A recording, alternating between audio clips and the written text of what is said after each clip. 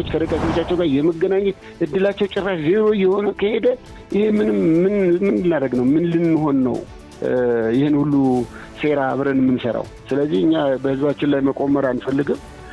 የሚያስተካክል ከሆነ ያስተካክል፣ የማያስተካክል ከሆነ ያው ምንም ጥያቄ የለውም፣ ምርጫውን ጥለን እንወጣለን። በአንድ በኩል የአሜሪካው ፕሬዚዳንት ዶናልድ ትራምፕ የኢራን ጦርነትን ለማስቆም በቅርቡ ስምምነት ላይ መድረስ እንደሚቻል ያላቸውን እምነት ሲገልጹ፣ የአውሮፓ ሀገራት መሪዎች ግን በሌላ በኩል ለሆርሙዞች ዘላቂ መፍትሄ ለመፈለግ ያለ አሜሪካ ተሳትፎ እቅድ ማዘጋጀታቸው ሰምቷል።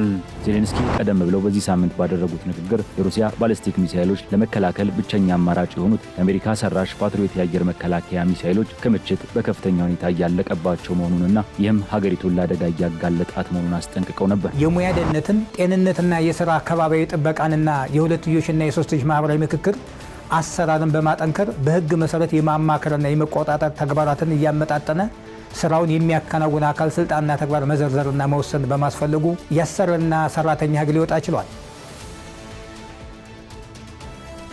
ሰላም ጤና ይስጥልን ውድ ተመልካቾቻችን፣ እንዴት አመሻችሁ? ከሀገሬ ቴሌቪዥን የሰዓቱን መረጃዎች ይዘን ቀርበናል። ሙሴ ከበደ ነኝ። እስከ ፍጻሜው አብራችሁን ቆዩም። በቀዳሚነት ወደ ተመለከትናቸው ርዕሰ ጉዳዮች አልፋለሁ። ሰላም ለኢትዮጵያ ጥምረት በአባላቱ ላይ የተፈጸመ ነው ያለው እስራትና እንግልት በአስቸኳይ ካልቆመ ከምርጫው ራሱ እንደሚያገል በይፋ አስታውቋል። በተለያዩ የምርጫ ክልሎች የሚወዳደሩ የፓርቲው 3 እጩዎችና 19 ደጋፊዎቹ ከህግ አግባብ ውጪ መታሰራቸውንም ፓርቲው ገልጿል። ዳግም ተገኝ 8 የፖለቲካ ፓርቲዎችን በአባልነት ያቀፈው ሰላም ለኢትዮጵያ ጥምረት በእጩዎችና በደጋፊዎቹ ላይ እየደረሰ ያለው እስራት፣ ወከባና ህገወጥ ድርጊት በአንድ ሳምንት ጊዜ ውስጥ ካልቆመ ከምርጫው ራሱን እንደሚያገል አስጠነቀቀ። ጥምረቱ በተለይም በደቡብ ኢትዮጵያ፣ በአማራ፣ በቤንሻንጉል ጉሙዝና በደቡብ ምዕራብ ኢትዮጵያ ክልሎች በሚገኙ ምርጫ ጣቢያዎች ከፍተኛ የህግ ጥሰት እየተፈጸመበት መሆኑን ገልጿል። የጥምረቱ የምርጫና የፖለቲካ ጉዳዮች ኃላፊ የሆኑት አላምረው ይርዳው የምርጫው ሂደት ሰላማዊነት አሳሳቢ ስለመሆኑ ይናገራሉ። በተለያዩ አካባቢዎች በተለይም በአዊ፣ በጋሞ እንዲሁም በዋግምራ ዞኖች የጥምረቱ አባላት የተቃዋሚ እጩ በመሆናቸው ብቻ ከስራ እስከ መባረር፣ ያለአግባብ መታሰርና ለእንግልት ተዳርጓል ሲሉም ኃላፊው ከጣቢያችን ጋር በነበራቸው ቆይታ አብራርተዋል። ደጋፊዎቻችን ይንገላታሉ። ቅስቀሳ ማካሄድ አይቻልም። በተለያዩ ቦታ ላይ ዘረ ተቀምጧል። ለምሳሌ ጋሞ ላይ፣ አዊ ላይ የሚደረጉት ነገሮች እጅግ በጣም ከህገ ወጥ ውጭ ናቸው። አንዳንዶቹ ወረዳዎች ተፈቅዶላቸዋል በቃ እንዲደበዱ። አሁን ጋሞ ላይ ጠበንጃ ደቅነው ሁሉ ነው ቲሸርታችን የሚያስወልቁት። በአደባባይ ህዝብ እየሰበሰቡ የሰላም ለኢትዮጵያ ጥምረት አርማ ያረገ ምልክቱን ለብሶ የሚሄድ ቲሸርቱን የአርማ ያለበትን እነዚህን ሰብስባችሁ እንድታስሩ ይላሉ። በአደባባይ ያስወልቃሉ። ቅስቀሳ ማድረግ አይቻልም በፍጹም። በቃ ልክ እንደ ወንጀለኛ እየታየ እኛ ፈቃዳችን ህጋዊ ነው፣ በተግባር ግን ወንጀለኞች ተደርገን ነው እየተደረገ ያለው። አዊ ላይ በተመሳሳይ ሁኔታ ከፍተኛ የሆነ ህዝብ በእጩዎችም በደጋፊዎቻችን ላይ ከፍተኛ የሆነ በደል እየተፈጸመ ነው ያለው።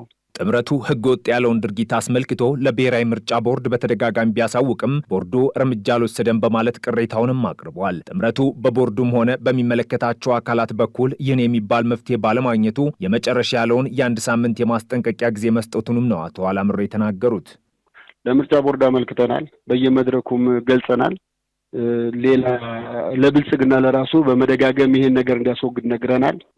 ሂደቱ የዲሞክራሲ እድገቱ እያለ ይቀጥላል፣ ያድጋል ነው እንጂ ከ6ኛው ምርጫ 7ኛው ምርጫ እየባሰ በተንኮልና በክፋት የዲሞክራሲው እየቀጨጨ የህዝቡ የመምረጥ የደጋፊው እጩዎች ከደጋፊዎቻቸው ጋር የመገናኘት እድላቸው ጭራሽ ዜሮ የሆነ ከሄደ ይሄ ምን ላደርግ ነው? ምን ልንሆን ነው? ይህን ሁሉ ሴራ አብረን የምንሰራው። ስለዚህ እኛ በህዝባችን ላይ መቆመር አንፈልግም። የሚያስተካክል ከሆነ ያስተካክል፣ የማያስተካክል ከሆነ ያው ምንም ጥያቄ የለውም፣ ምርጫውን ጥለን እንወጣለን። ጥምረቱ ተከስተዋል ያላቸው ክፍተቶች በአንድ ሳምንት ውስጥ ተፈተው ምቹ የፖለቲካ ምህዳር ካልተፈጠረ ከ7ኛው ጠቅላላ ምርጫ ራሱን የማግለል ሂደቱን ለኢትዮጵያ ህዝብና ለዓለም አቀፉ ማህበረሰብ ይፋ እንደሚያደርግም አስታውቋል። ጥምረቱ ያቀረበውን ቅሬታ በተመለከተ የሚመለከታቸው አካላትን ምላሽ አካተን የምንመለስበትም ይሆናል። በየቀኑ በአማካይ 1.4 ሚሊዮን ደንበኞችን እያስተናገድኩ ነው ሲል የአዲስ አበባ ከተማ አውቶቡስ አገልግሎት ድርጅት አስታውቋል። ነዳጅን በቁጠባ መጠቀም ያስችለኛል ያለውን አሰራር እየተከተለ ስለመሆኑም ድርጅቱ ገልጿል። ሚካስ ኃይሌ በመካከለኛው ምስራቅ ባለው ግጭት ሳቢያ እንደ ኢትዮጵያ ባሉ ሀገራት ላይ የነዳጅ እጥረት አጋጥመዋል። ይህን የነዳጅ እጥረት ለመፍታት እንደ ሀገር ነዳጅን በቁጠባ መጠቀም እንደሚገባ የንግድና ቀጠናዊ ትስስር ሚኒስቴር እንዲሁም ሌሎች ተቋማትም በማሳሰብ ላይ ይገኛሉ። በአዲስ አበባ ከተማ በቀን 1.4 ሚሊዮን የሚደርሱ ነዋሪዎች እያመላለስኩ ነው ያለው የአዲስ አበባ ከተማ አውቶቡስ አገልግሎት ድርጅት ዜጎች በትራንስፖርት እጥረት እንዳይጉላሉ ያለኝን አቅም ተጠቅሜ እየሰራው ነው ብለዋል። እስከ ምሽት 4 ሰዓት ድረስ አገልግሎት እየሰጠን ነው ያሉት የድርጅቱ ምክትል ዋና ስራ አስኪያጅ ደገፉ ገብረመድህን በአንዳንድ ፌርማታዎች ላይ ከሚስተዋሉ መዘግየቶች ውጪ የተሻለ የትራንስፖርት አገልግሎት እየሰጠን ነው ብለዋል። አንዱ ቅድሚያ ከሚያገኙ የትራንስፖርት ክፍሎች አንዱ የብዙሃን አገልግሎት የሚሰጡ ትራንስፖርት መስጫ መኪኖች ላይ ቅድሚያ የተሰጠ ያለበት ሁኔታ አለ። ይሄ ለህዝቡ ሲባል ለህዝቡ ቅድሚያ መስጠት ሲባል በተለይ ማስ ትራንስፖርት የምንላቸው በተለምዶ ለእነዚህ ቅድሚያ የተሰጠ ያለበት ሁኔታ አለ። ከኛ አኳያ አጋጣሚ በእኛ ድርጅት የራሳችን ዴፖ አለ። ስለዚህ ቅድም እንዳልኩ የከተማው አስተዳደርም ሚኒስቴር መስሪያ ቤቱም ባስቀመጠው ዳይሬክሽን መሰረት ቅድሚያ እንዲሰጣቸው አቅጣጫ የተቀመጠ ከሆነ ጋር ተያይዘው እስካሁን ባለው ነዳጅ አልተቸገርንም። ግን ዋናውና ትልቁ ጉዳይ በቁጠባ የመጠቀም ጉዳይ ነው። ለህዝብ ቅድሚያ ይሰጥ በሚል ታሳቢነት ለእኛ ይሄ ቅድሚያ አግኝተኝም ህዝባችን ያለውን ነዳጅ በቁጠባ እየተጠቀምን ለህዝባችን አገልግሎት እየሰጠን እንገኛለን ማለት ነው። ገቢና ጋር ጭምር ሰው እንዲያስገቡ ባዶ እንዳይሄዱ የሚያደርግ አቅጣጫ አንዱ ነዳጅ የቁጠባ ሰጥ ምንከተው ከዚህ አንጻርም ስለሆነ በሌላ በኩል ደግሞ ሰውም የማሳት አቅማችን ስለሚጨምር እሱ ዳይሬክሽን ሰጠን ለማየት ሞክረናል። አውቶቡስ ድርጅቱ የነዳጅ እጥረት እንዳልገጠመው የገለጹት ምክትል ስራ አስኪያጁ የሚደርሰው ነዳጅ በቁጠባ መጠቀም የሚያስችሉ አሰራሮችን እየተከተለ እንደሚገኝም ተናግረዋል። ድርጅቱ ያሉትን 1265 ባሶች በአግባቡ መጠቀም፣ ጥገና የሚያስፈልጋቸውን አውቶቡሶች በተገቢው ጊዜ መጠገን ወደ ስራ እንዲገቡ እየተደረገ ስለመሆኑም ጠቁመዋል። ላይ በምታየው ልክ ባሶች ላታገኝ ይችላለን። አሁን ማታ ላይ እስከ 4 ሰዓት የተባሉ አገልግሎት የተመረጡ ቦታዎች አሉ። የተመረጡ ቦታዎች ማለት የሰው እንቅስቃሴ ያለባቸው የንግድ እንቅስቃሴ የሚደረግባቸው አካባቢዎች ላይ ይሄንን ታሳቢ አድርገን በጣም ሴሌክቲቭሊ በጣም በተመረጡ ቦታዎች ላይ ሰው እንቅስቃሴ ባለባቸው ቦታዎች ላይ እንሰጣለን። ሰው ማታ ላይ ያለ ላይመስል ይችላል። ምክንያቱም ቀን ላይ የሚሰጡ መስመሮች በሙሉ አይሰጡም። ለምን ቢባል ሰው የሌለበት የሰው እንቅስቃሴ የሌለበት ብዙ ላንገባ እንችላለን። ይሄ እስከ 4 ሰዓት ነው አልኩ እንጂ ምሳሌ የምሽት አገልግሎት የሚባለው በተለምዶ እኛ ክሊር የአገልግሎት ሰዓታችን እስከ 2 ሰዓት ነው። ይሄ መደበኛ ስራ ጊዜ ተብሎ ሊወሰድ ይችላል። ግን እኛ እየሰጠን ያለ ነው ከ2 ሰዓት በኋላ ያለው ጊዜ የምሽት አገልግሎት ተብሎ ይወሰዳል። ሰው ከ2 ሰዓት እስከ 3 ሰዓት ሰው አለ፣ የሰው ቁጥሩ ከፍ ይላል። ከ3 ሰዓት እስከ 4 ሰዓት ደግሞ የሰው ቁጥሩ ይቀንሳል። በቀነሰው ልክ የእኛም ባሶቻችን እየቀነስን ያለውን የሰው ቁጥር ታሳቢ እያደረግን ለቀቅ እያደረግን ለማሳት ጥረት ያደረግን ያለንበት ሁኔታ አለና በአዲስ አበባ ከተማ አውቶቡስ አገልግሎት ድርጅት በ194 መስመሮች በትራንስፖርት አገልግሎት እየሰጠ መሆኑን የገለጸ ሲሆን ከዓመታት በፊት የነበረው ደንበኞችን የማጓጓዝ አቅም በእጥፍ በላይ ማሳደጉንም አስታውቀዋል። የአሜሪካው ፕሬዚዳንት ዶናልድ ትራምፕ የኢራን ጦርነትን ለማስቆም በቅርቡ ስምምነት ላይ መድረስ እንደሚቻል ያላቸውን እምነት ገልጸዋል። በሊባኖስና በእስራኤል መካከል የተኩስ አቁም ስምምነት ስራ ላይ ሲውልም ፕሬዚዳንቱ ሂዝቦላህን አስጠንቅቀዋል።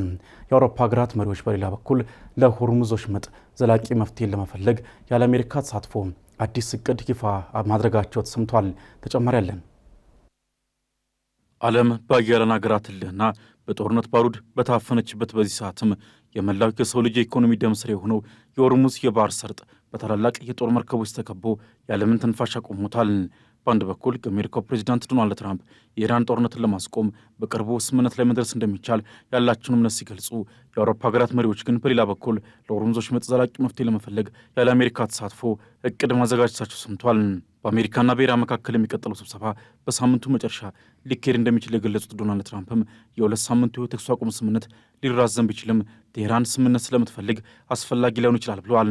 ከዋይት ሀውስ ውጭ ለጋዜጠኞች የሰጡት መግለጫ ምን እንደሚፈጠር እናያለን፣ ነገር ግን ከኢራን ጋር ስምምነት ለመፈጸም በጣም ተቃርመናል ብዬ አስባለሁ ብለዋል። ስምምነቱም በፓኪስታን ዋና ከተማ ኢስላማባድ ከተፈረመ ለዝግጅቱ ወደ ስፍራው ሊያቀኑ እንደሚችሉ አክለዋል። ከጥቂት ሰዓታት በኋላም በላስ ቬጋስ ሳሉ ሀሳባቸውን በማጠናከርም ጦርነቱ በጣም በቅርቡ ሊያበቃ ይገባል ሲሉ ተናግረዋል። በአሜሪካና በኢራን መካከል በማሸማገል ላይ የተሳተፉ አንድ የፓኪስታን ምንጭም አርብ ዕለት እንደተናገሩት ከበስተጀርባ በሚደረገው ዲፕሎማሲ እድገት መኖሩንና በሁለቱ ወገኖች መካከል በቅርቡ የሚካሄደው ስብሰባ የስምምነት ፊርማ ሊያስገኝ ይችላል ብለዋል። ከኢራን ጋር የተደረገው ጦርነትን መቋጨት በአገር ውስጥ ወሳኝ የሆነው የአጋማሽ ዘመን ምርጫ ጥቂት ወራት ሲቀረው ለትራምፕ የፖለቲካ ራስ ምታት ፈጥሮባቸዋል።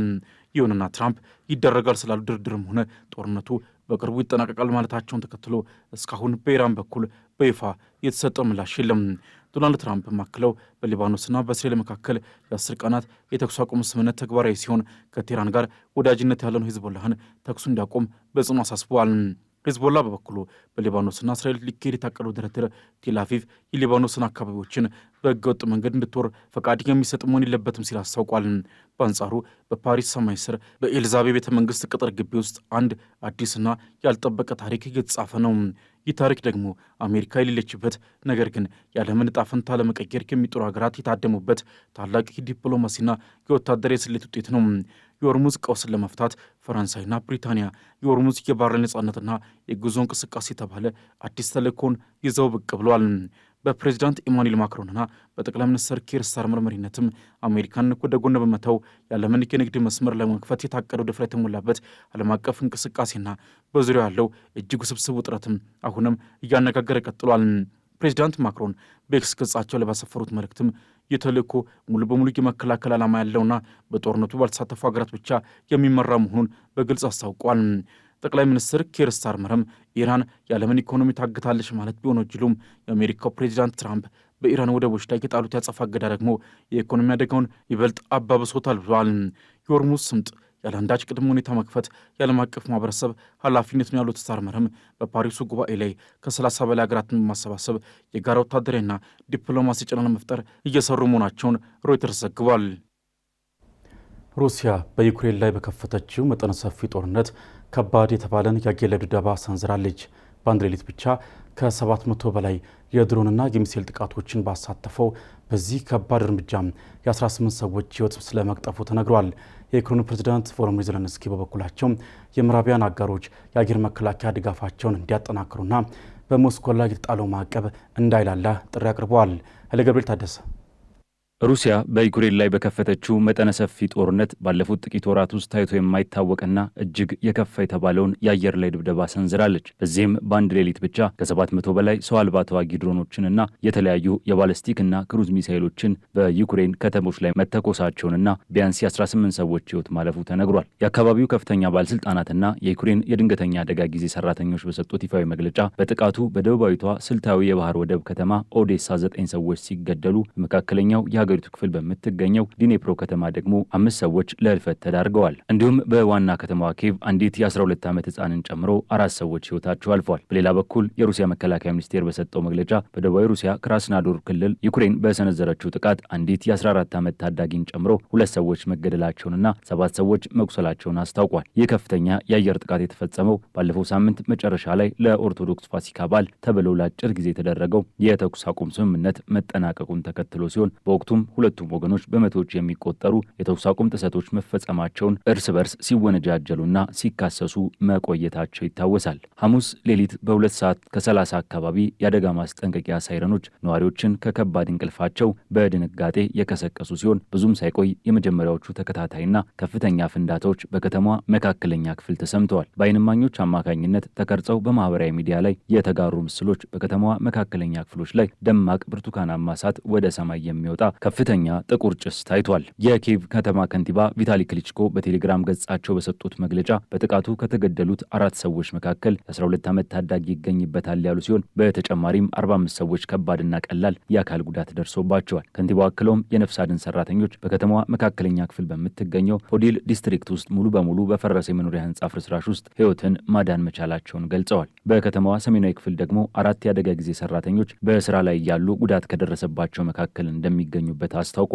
በዲኔፕሮ የክልሉ ኃላፊ ኦሌክሳንደር ጋንዛ በሩሲያ ጥቃት 4 ሰዎች መገደላቸውንና ሌሎች በርካታ ሰዎች መቁሰላቸውን በገለጹ ጥቂት ሰዓታት ውስጥ የከተማዋ ከንቲባ ቦሪስ ፊላቶቭ ሌላ ተጨማሪ አስክሬን በፍርስራሽ ውስጥ መገኘቱን ይፋ አድርገዋል። በሰሜን ምስራቅ የሀገሪቱ ክፍል በምትገኘው ካርኪቭ ከተማ ደግሞ በድሮን ጥቃት 2 ሰዎች መቁሰላቸው የተነገረ ሲሆን በደቡብ ዩክሬን የሚገኙ ማይኮላይቭና ኬርሰን ከተሞች ደግሞ በደረሰው የኃይል ማመንጫ ጥቃት ምክንያት ሙሉ በሙሉ ከኤሌክትሪክ አገልግሎት ውጭ መሆናቸው ተነግሯል። የዩክሬን አየር ኃይል ባወጣው ዝርዝር መግለጫ ሩሲያ ባለፉት 24 ሰዓታት ውስጥ ብቻ 659 ድሮኖችን እንዲሁም 44 ክሩዝና ባለስቲክ ሚሳይሎችን ወደ ዩክሬን መተኮሷን አረጋግጧል። አየር ኃይሉ አክሎም ከእነዚህ 636 ድሮኖችና 31 ሚሳይሎችን በከፍተኛ ጥረት መጥቶ መጣሉን ቢገልጽም በ26 የተለያዩ ቦታዎች ላይ ግን የሩሲያ ጥቃቶች ኢላማቸውን መጥተው ከፍተኛ የንብረትና የሰው ሕይወት ጉዳት አድርሰዋል። የዩክሬኑ ፕሬዝዳንት ቮሎዲሚር ዜሌንስኪ ይህንን ጥቃት በጽኑ የኮነኑ ሲሆን በአሜሪካና በአውሮፓ በሩሲያ ላይ የተጣለውን ማዕቀብ አሁን ባለበት ሁኔታ መላላት እንደሌለበትና ይህ የሞስኮ ድርጊት ለዓለም አቀፉ ማህበረሰብ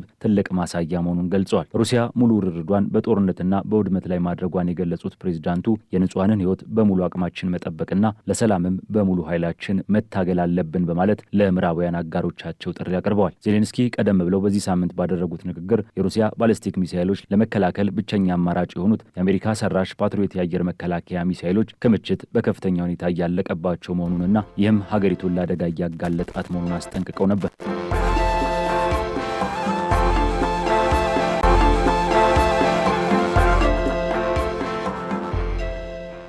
ወደ አጫጭር መረጃዎቻችን አለፍን። በሚቀጥሉት 10 ዓመታት በአገር አቀፍ ደረጃ 2300 ፈጣን የኃይል ማመንጫ ጣቢያዎችን ለመገንባት መታቀዱን የትራንስፖርትና ሎጂስቲክስ ሚኒስቴር አስታወቀም። በኢትዮጵያ መንገዶች ላይ የሚንቀሳቀሱ ከ140 ሺህ በላይ የኤሌክትሪክ ተሽከርካሪዎች ታሳቢ መደረጋቸው የተነገረ ሲሆን ሊገነባሉ ከተባሉ ጣቢያዎች መካከልም 1176ቱ በአዲስ አበባ የሚገነቡ ስለመሆናቸው ተነግሯል። የቀሩት ደግሞ ዋና ዋና የሀገር አቋራጭ መንገዶች ላይ የሚገነቡ ናቸው። አዲሱ የመንግስት ፖሊሲ የግሉ ዘርፍ ሆቴሎች፣ ነዳጅ ማደያዎች የራሳቸው የኃይል መሙያ መገልገያ እንዲኖራቸው የሚያስገድድ በመሆኑ ተደራሽነቱን በአጭር ጊዜ ውስጥ እንደሚያድግ ይጠበቃል ሲል ሚኒስቴሩ ጠቁሟል።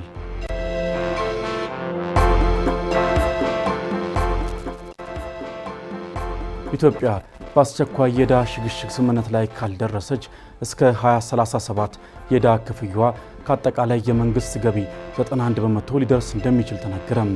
የኦክስፎርድ ኢኮኖሚክስ ትንበያ ሪፖርት እንደሚያመለክተው ከሆነ በአሁኑ ወቅትም የሀገሪቱ የውጭ ዕዳ 34.1 ቢሊዮን ዶላር የደረሰ ሲሆን ይህም ካለፈው ዓመት የ14.8 በመቶ ጭማሪ አሳይቷል። ለዕዳው መጨመር ከአይኤምኤፍ እና ከዓለም ባንክ የተገኘ ብድር እንዲሁም የውጭ ምንዛሬ ተመለውጥ ዋና ምክንያቶች ናቸው። ከዕዳው 67 በመቶውን ማዕከላዊ መንግስት ሲይዝ ቀሪው በመንግስት የልማት ድርጅቶች የተያዘ ነው። በ2017 በጀት ዓመትም 5.2 ቢሊዮን ዶላር አዲስ ብድር የተፈረመ ሲሆን ግማሹ ከአይኤምኤፍ የተገኘ መሆኑን ካፒታል ዘግቧል። በተያያዘ መረጃ የገንዘብ ሚኒስትሩ አቶ አህመድ ሺዴ በዋሽንግተን ዲሲ እየተካሄደ ባለው የዓለም ባንክና የዓለም አቀፍ የገንዘብ ድርጅት የዕዳ ውይይት ላይ ተሳትፏል።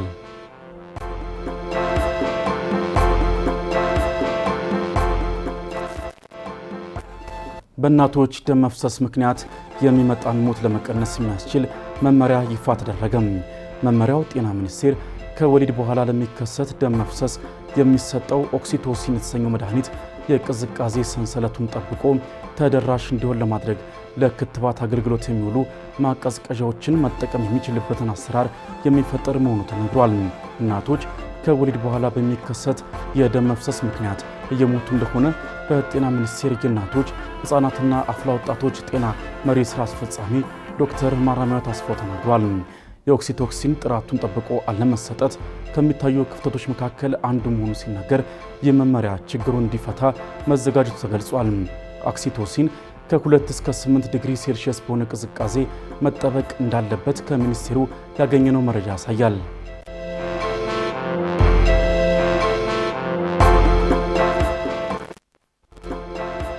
ታዋቂው የደቡብ አፍሪካ ተቃዋሚ ፖለቲከኛው ጁልየስ ማሌባ በአደባባይ ጥይት በመተኮሳቸውና በሕገወጥ የጦር መሳሪያ አያያዝ የ5 ዓመት እስራት ተፈረደባቸው። የ47 ዓመቱም የኢኮኖሚ ነጻነት ታጋዮች መሪ ማሌማ እንደ አውሮፓውያን አቆጣጠር በ2018 የፓርቲያቸውን 5ኛ ዓመት ክብረ በዓል ሲያከብሩ ጥይት ወደ ሀገር ሲተኩሱ የሚያሳይ ቪዲዮ መሰራጨቱን ተከትሎ ነበር ክሱ የተመሰረተው። ይሁን እንጂ ማሌማ በውሳኔው ላይ ይግባኝ እንዲሉ ስለተፈቀደላቸው እስካሁን ወደ እስር ቤት አልገቡም። ማሌማ ክሱን ድምፃችንን ለማጥፋት የተሸረበ ሴራ ነው ሲሉ የገለጹት ቢሆንም ደጋፊዎቻቸውም ከችሎት ውጭ በመገኘት ድጋፋቸውን አሳይተዋል። ይግባኙ ውድቅ ተደርጎ ቅጣቱ ከጸና ማሌማ ከስር ከወጡ በኋላ ለተጨማሪ 5 ዓመታት በፓርላማ አባልነት እንዲያገለግሉ ሊታገዱ እንደሚችሉም ቢቢሲ ዘግቧል።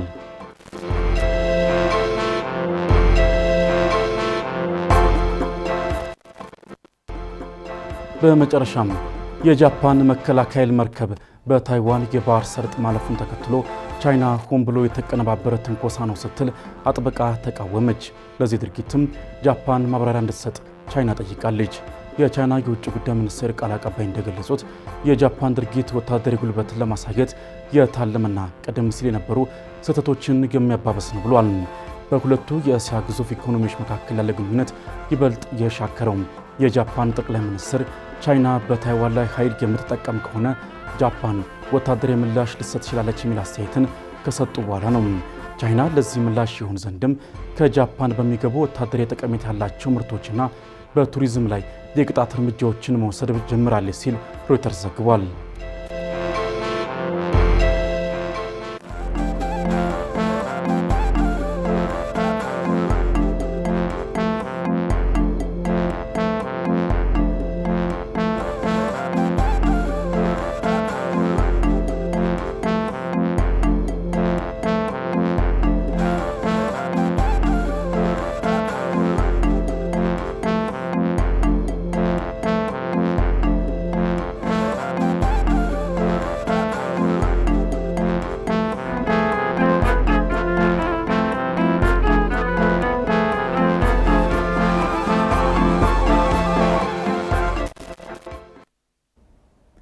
ከሳህራ በታች የሚገኙ የአፍሪካ ሀገራት እየገጠሟቸው ያሉ የሰው ሰራሽና እንዲሁም ተፈጥሯዊ ችግሮች ለኢኮኖሚ እድገት መቀዛቀዝ እየዳረጋቸው ስለመሆኑ ተነግሯል።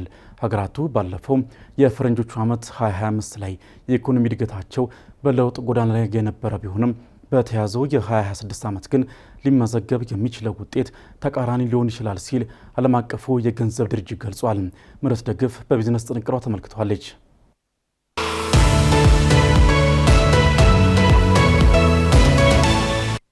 የተለያዩ የኢኮኖሚ ማሻሻያ መንገዶችን በመከተል ለውጥ ላይ የነበረችው አፍሪካ ዳግም ወደ የኢኮኖሚ እድገት መቀዛቀዝ ልትመለስ እንደምትችል ዓለም አቀፉ የገንዘብ ድርጅት ገልጿል። በተለይም ከሳህራ በታች የሚገኙ የአፍሪካ ሀገራት የገጠሟቸው ያሉ የሰው ሰራሽና ተፈጥሯዊ ውጥረቶች ፈተና ሆኖባቸዋል ተብሏል። እንደ አይኤምኤፍ ገለጻ በቀጠናው የሚገኙ ሀገራት ባለፈው የፈረንጆቹ ዓመት 2025 ላይ ያስመዘገቡት የ4.5 በመቶ የኢኮኖሚ እድገት ተስፋ ሰጪ የነበረ ቢሆንም በተያዘው የ2026 ዓመት የሚኖረው ውጤት ግን የተገላቢጦሽ ሊሆን እንደሚችል ገልጿል። በ2025 ለታየው ውጤት ዋነኛ ምክንያት የነበረው በዓመቱ የታየው የነዳጅና የምግብ ዋጋ ቅናሽ ማሳየት በመቻላቸውና ሀገራቱ ወስዷል በተባለው የኢኮኖሚ ማሻሻያ አማካኝነት እንደሆነ ማስታውሷል። ይሁን እንጂ በመካከለኛው ምስራቅ የተቀሰቀሰው ጦርነት ዳፋ በቀጠናው ሀገራት ላይ አርፏል። ምንም እንኳን መላው ዓለም በጦርነቱ ተጎጂ መሆኑ ባይዘነጋም እነዚህ የቀጠናው ሀገራት ግን ቀድሞውኑ ከነበረባቸው ጫና ሙሉ በሙሉ ሳይላቀቁ ሌላ ውጥረት መጨመሩ ኢኮኖሚው ላይ ሌላ ስጋት የፈጠረ ጉዳይ ሆኗል ተብሏል። በመካከለኛው ምስራቅ ጦርነት ሳቢያ ዓለምን ያናጋው የነዳጅ ጉዳይ ቀዳሚ ሲሆን የነዳጅ እጥረቱን ተከትሎ እንደ ማዳበሪያ፣ ምግብና ሌሎችም ሸቀጣሸቀጦች ዋጋ መናር፣ በገቢና ወጪ ዕቃዎች ላይ የተፈጠሩ የዋጋ ጭማሪዎች፣ የለጋሽ ሀገራት እርዳታም እየቀነሰ መምጣቱን ድርጅቱ በ2026 ከሳህራ በታች በሚገኙ ሀገራት ላይ ባዘጋጀው የኢኮኖሚ ምልከታ ሪፖርት ያሳያል። ምንም እንኳን ስጋቱ አሁንም ድረስ እንደቀጠለ ቢሆንም በቀጠናው የሚገኙ ሀገራት የዋጋ ግሽበት እንዳይባባስ ጥብቅ የገንዘብ ፖሊሲ መከተል፣ የሀገር ውስጥ ገቢን በማሳደግና የግል ዘርፉን በማጠናከር ራሳቸውን ከውጭ ሀገራት ተጽዕኖ ማላቀቅ እንደሚገባቸውም ድርጅቱ አሳስቧል። ከዚህ በተጨማሪም መዋቅራዊ ለውጦችን ማድረግ፣ ለግብርናና ለሌሎችም መሰረታዊ ዘርፎች ዘመናዊ ቴክኖሎጂዎችን መጠቀም ሁነኛ መፍትሄ እንደሆነም ጠቁሟል። ይህ በእንዲህ እንዳለ ሰው ሰራሽ ከሆኑ ፈተናዎች መካከል እንደ ደቡብ ሱዳን፣ ቡርኪና ፋሶ፣ ማሊ፣ ናይጄሪያና በሌሎችም በቀጠናው ባሉ ሀገራት ያለው የእርስ በርስ ጦርነት ለኢኮኖሚ እድገቱ ማነቆ እንደሆነባቸውም የድርጅቱ ሪፖርት አመላክቷል። በተለይም እንደ ናይጄሪያና ሱዳን ባሉ ጦርነቱ በተስፋፋባቸው ሀገራት የሰብአዊ ቀውስና የምግብ ዋስትና እጥረት እየከፋ መሄዱ ተገልጿል። ጦርነቱን ማቆም ድርድር የሌለው አማራጭ መሆኑንም ድርጅቱ አስረድቷል። በተጨማሪም አሁናዊው የዓለም አቀፍ እርዳታ መቀነስ በዚሁ የሚቀጥል ከሆነም ሀገራቱ ሌሎች አማራጭ እርምጃዎችን መውሰድ አለባቸው ሲል አጽንኦት ሰጥቷል። በጠቅላላው ከሳህራ በታች የሚገኙ የአፍሪካ ሀገራት ከዓለም አቀፋዊና ሌሎችም ጫናዎች ተላቀው ለዜጎቻቸው የምግብ ዋስትናን ማረጋገጥ እንደሚገባቸውም ተነግሯል። እንዲሁም የጀመሩትን የኢኮኖሚ ማሻሻያ በማጠናከር የኑሮ ውድነቱን መቀነስ እንደሚገባቸው አይኤምኤፍ አሳስቧል።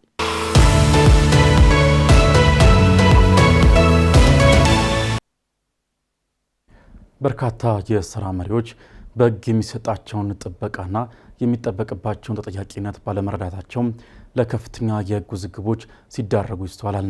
የዛሬው ከጠበቃ ጋር ጥንቅራችንም የስራ መሪ በህግ ትርጉማን ነው። የሚተዳደርበት ህግ ከሌላው ሰራተኛ ህግ በምን ይለያል? የሚሉትን ነጥቦች በዝርዝር ይመለከታል። ወደዛው እንለፍ።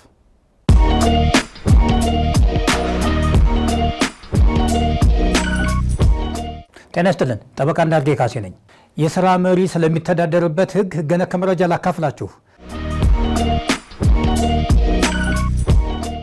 አሰሪና ሰራተኛ የጋራ ላይ ኖሯቸው የስራ ግንኙነቶቻቸውን መሰረታዊ በሆኑና በህግ በተደነገጉ መብቶችና ግዴታዎች ላይ በመመስረት አስተማማኝ የኢንዱስትሪ ሰላም፣ የዘላቂ ምርታማነትና የገበያ ተወዳዳሪነት አቅም በመፍጠር ሀገራችን ለተያዘች ፈጣን የኢኮኖሚ እድገት የማስመዝገብ ብሔራዊ ግብ በትብብርና በጋራ እንዲሰሩ ማድረግ ጠቃሚ በመሆኑ ሰራተኞችና ሰዎች የየራሳቸውን ማህበራት በሙሉ ፈቃድና ነፃነት በማቋቋም በመረጧቸው ህጋዊ እኩሎች አማካኝነት መብትና ጥቅማቸውን ለማስጠበቅና ግዴታዎቻቸውን በአግባቡ ለመወጣት የህብረት ድርድር እንዲያደርጉ በመካከላቸው የሚነሱ የስራ ክርክሮችም የማህበራዊ ምክክር ስርዓትን ጨምሮ በሌሎች አማራጭ መድረኮች በተቀላጠፈ ሁኔታ መፍትሄ እንዲያገኙ የሚያስችል ስርዓት መዝጋት አስፈላጊ በመሆኑ ሰራተኞችና ሰሪዎች የየራሳቸውን ማህበራት በሙሉ ፈቃድና ነፃነት መሰረታዊ የስራ ላይ መብቶችንና ግዴታዎችን ግንዛቤ ውስጥ በማስገባት ለኢንቨስትመንትና ሀገራዊ የኢኮኖሚ እድገት ግቦች መሳካት ምቹ ሁኔታ መፍጠር የሚያስችል የአሰሪና ሰራተኛ ጉዳይ አስተዳደር ስርዓት መመስረት አስፍራ እንዲቻል እንዲሁም የስራ ሁኔታን፣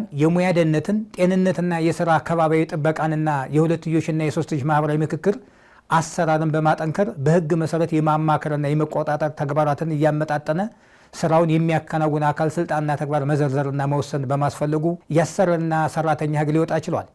የስራ መሪ ማለት በህግ ወይም እንደ ድርጅቱ የስራ ጠባይ በአሰሪው በተሰጠው የውክልና ስልጣን መሰረት የስራ አመራር ፖሊሲዎችን የማውጣትና የማስፈጸም ስልጣን ያለው ወይም ሰራተኛን የመቅጠር፣ የማዘዋወር፣ የማገድ፣ የማሰናበት ወይም የመመደብ ተግባሮችን የመወሰድ ስልጣን ያለው ግለሰብ ሲሆን እነዚህን የስራ አመራር ጉዳዮችን አስመልክቶ የአሰሪውን ጥቅም ለመጠበቅ አሰሪው ሊወስደው ስለሚገባው እርምጃ በማንም ሳይመራ የራሱን የውሳኔ ሀሳብ የሚያቀርብ የህግ አገልግሎት ኃላፊን እንደሚጨምር በህጉ ተገልጧል።